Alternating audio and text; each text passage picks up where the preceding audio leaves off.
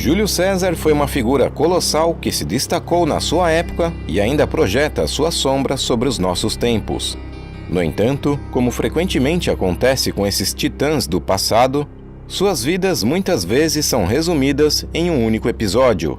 E para César, seu ato final mais famoso é nos Idos de Março, onde foi esfaqueado até a morte diante do Senado pelos romanos insurgentes. Embora essa cena seja dramática, seria um equívoco ler apenas esse último capítulo da sua incrível história.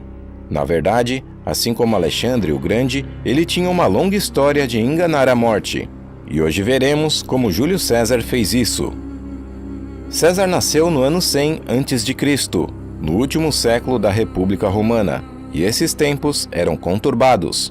A crescente desigualdade econômica e a deterioração das normas políticas criaram um ciclo vicioso que desencadeou conflitos internos cada vez mais mortais. À medida que a transferência pacífica de poder se desmoronava, o controle de Roma era agora conquistado pela força militar, e com consequências mortais para a oposição. Essa desconstrução alarmante da sociedade resultou em horrores nunca antes vistos na cidade. Entre eles estavam as proscrições, que era uma lista divulgada com os nomes de todos aqueles que seriam caçados e mortos, e suas cabeças seriam exibidas como advertências horripilantes. E aos 19 anos, César se viu nessa lista.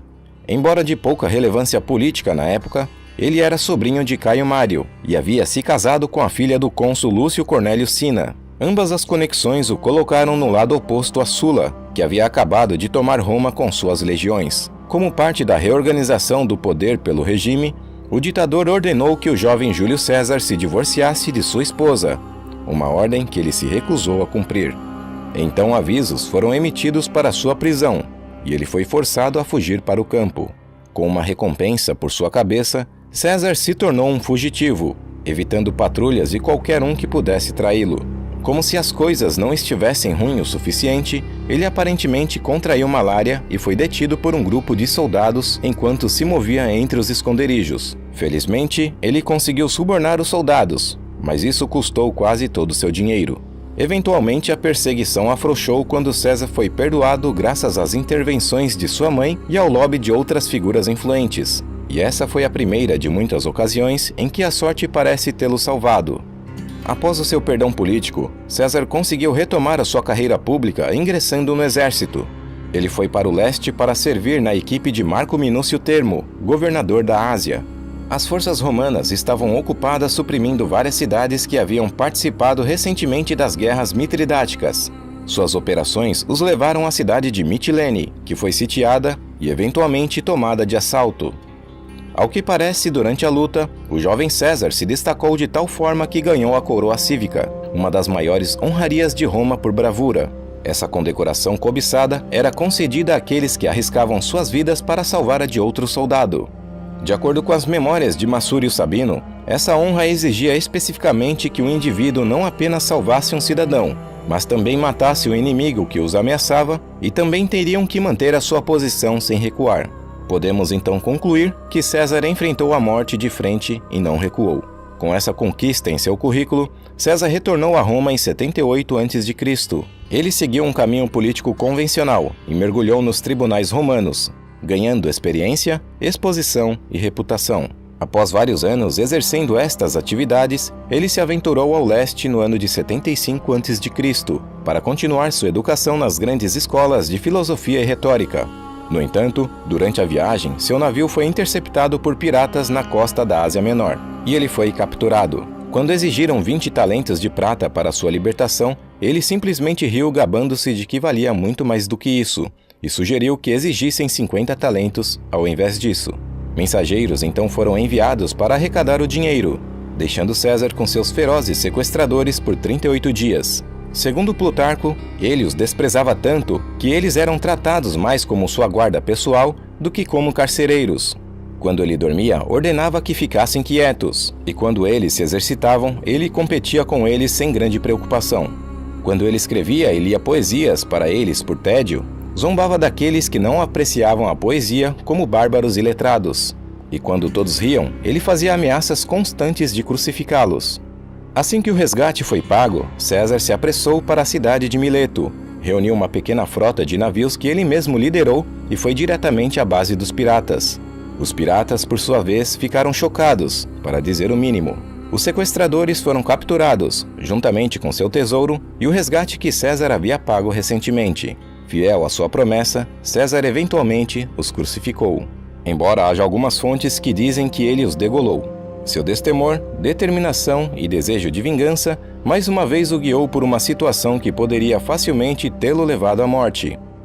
Ele prosseguiu com seus estudos em Rhodes e retornou a Roma no ano de 73 para iniciar a sua ascensão nos círculos honórios de uma forma séria.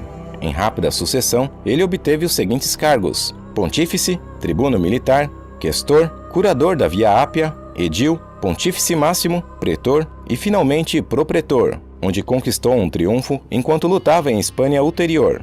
Seu sucesso, juntamente com somas enormes de dinheiro, foram gastos para conquistar a cobiçada posição de cônsul no ano de 59 a.C.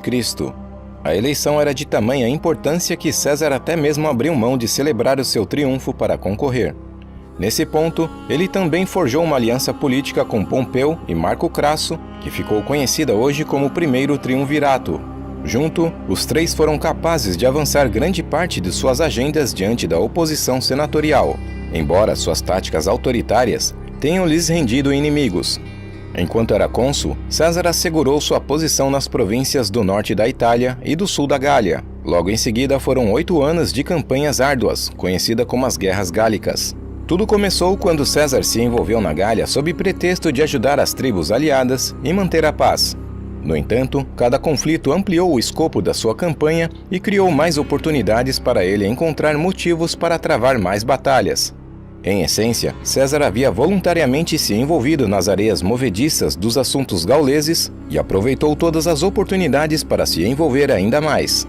No ano de 54, ele efetivamente conquistou o controle de toda a Gália por meio de uma série de guerras, apenas para descobrir que essas conquistas estavam em risco de serem aniquiladas por uma revolta generalizada liderada por Vercingetorix. E no ano de 52, os dois se enfrentaram decisivamente em Alésia, onde foi o clímax das Guerras Gálicas. Aqui, as 10 legiões de César conseguiram aprisionar Vercingetorix e seus aproximadamente 80 mil soldados, construindo uma muralha de circunvalação de cerca de 18 quilômetros. No entanto, uma força gaulesa de socorro supostamente com mais de 250 mil homens estava a caminho. Para enfrentar esta nova ameaça, as legiões se entrincheiraram e construíram outra linha de defesa, desta vez voltada para fora. Quando o exército gaulês finalmente chegou, eles acamparam nas colinas ao redor e fizeram uma mostra impressionante de força. Ambos os lados se prepararam para o confronto iminente. No dia seguinte, houve uma frenética atividade enquanto os romanos reforçavam as fortificações. Os gauleses construíram escadas, cordas para escalar e equipamentos para preencher as valas e superar as defesas romanas. Naquela noite, gritos ferozes e trombetas ecoaram pelas colinas enquanto o exército gaulês lançou um ataque total às fortificações externas de Roma, enquanto Vercingetorix atacava as muralhas internas. E a luta foi extremamente intensa. Graças à grande escala das defesas legionárias, os romanos conseguiram resistir e repelir os ataques. A próxima onda chegou no dia seguinte, quando os ataques gálicos atingiram toda a extensão das fortificações. Ao meio-dia, o golpe principal ocorreu quando 60 mil gauleses invadiram os declives noroeste e atacaram um acampamento romano vulnerável. Mais uma vez, Vercingetorix lançou seus próprios ataques contra as muralhas internas. As legiões estavam espalhadas, o que as deixava numa situação perigosa, enquanto tentavam se defender em todas as frentes. Em áreas mais vulneráveis, a pressão se mostrou avassaladora, e os gauleses conseguiram romper as defesas, transpondo as muralhas e derrubando as torres, enquanto os comandantes romanos desesperadamente deslocavam as suas forças para preencher as brechas. César, ele próprio, percorria os setores, incentivando os homens e levando-os a grandes feitos de valor. Quando os gauleses começavam a invadir o acampamento do noroeste, as coisas pioraram. Mas Júlio César pessoalmente liderou sua cavalaria e várias coortes em um contra-ataque que interrompeu o avanço. O resultado da batalha e da campanha estava em jogo. No final foram os gauleses que cederam primeiro, quando um contra-ataque de cavalaria bem posicionado atingiu os flancos inesperadamente. O espírito dos gauleses foi quebrado, e com isso veio o colapso da rebelião. César havia enfrentado toda a força do pior pesadelo de Roma, e ainda mais no território deles, desafiando a morte face a face. A conquista da Gália trouxe a César riquezas e prestígio incalculáveis. Mas enquanto o público celebrava em Roma, seu retorno político estava longe de ser entusiasmante. No cerne da questão estavam as condições sob as quais ele seria autorizado a retornar. Muitos no Senado o viam como um tipo de ameaça e queriam que ele abrisse mão de grande parte de seu poder. Para César, essas concessões unilaterais corriam risco de colocá-los à mercê de seus próprios inimigos, que estavam ansiosos para encerrar a sua carreira ou até mesmo a sua própria vida. O que desenrolou nos meses seguintes seria uma complicada série de manobras políticas envolvendo muitos dos jogadores mais poderosos de Roma. Mas a teimosia, a jogada arriscada, os rumores e as informações equivocadas que assolaram a crise em escalada forçaram a mão de César. Como um animal encurralado, ele foi compelido a agir e atravessou o famoso rio Rubicão com suas legiões no ano de 49 a.C. A sorte foi lançada.